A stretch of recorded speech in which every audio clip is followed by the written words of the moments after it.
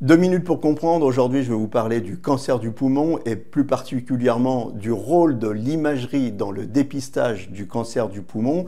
Je suis avec vous, docteur Laurent Verzeaux, vous êtes radiologue. L'imagerie, elle joue un rôle fondamental pour aller débusquer les petits cancers naissants.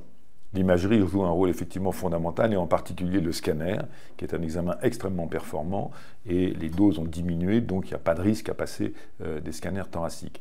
Des études internationales ont montré l'efficacité de la mise en place de ce dépistage.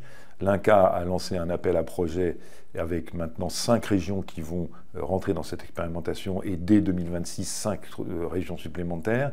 Donc on va pouvoir mettre en place assez rapidement un dépistage généralisé qui s'adresse pas à toute la population, qui s'adresse à la population de fumeurs. Et les fumeurs qui ont fumé ce qu'on appelle 20 paquets années, c'est-à-dire l'équivalent de 1 paquet par jour pendant 20 ans. Ces fumeurs vont être sélectionnés par les pneumologues et les médecins généralistes et adressés aux centres spécialisés en imagerie scanner.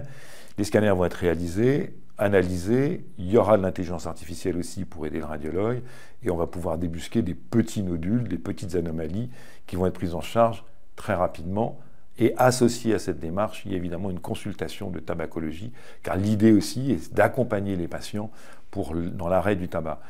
L'intoxication tabagique, c'est majeur. Je vous rappelle que 40% des cancers pourraient être évités s'il n'y avait pas de consommation d'alcool et de tabac. Ce cancer du poumon, il faut dire qu'il a un très mauvais pronostic s'il n'est pas pris très rapidement. Absolument, il a un mauvais pronostic, voire un très mauvais pronostic, et donc c'est tout l'avantage de se mettre en place ces procédures de dépistage organisées, parce qu'on va aller chercher des petites lésions qu'on va pouvoir prendre en charge très vite.